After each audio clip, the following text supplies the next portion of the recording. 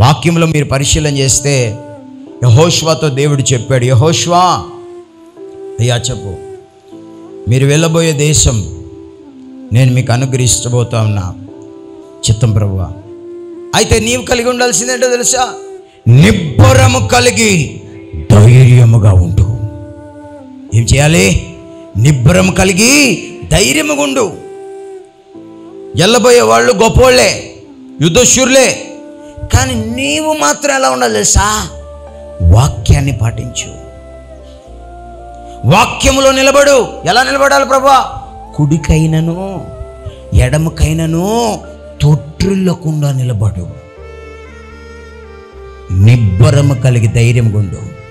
అలనాడు నీ పితరులకు ఎలాంటి విజయాన్ని ఇచ్చానో నీ జీవితంలో కూడా అదే విజయాన్ని నేను ఇవ్వడానికి శక్తిమంతుడై ఉన్నాను.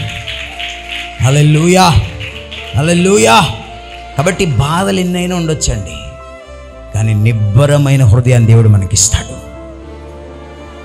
ఇది గనక నిబ్బరంగా ఉంటే ఎన్ని బాధలున్నా మనం భయపడం, ఎన్ని సమస్యలున్నా మనం భయపడం.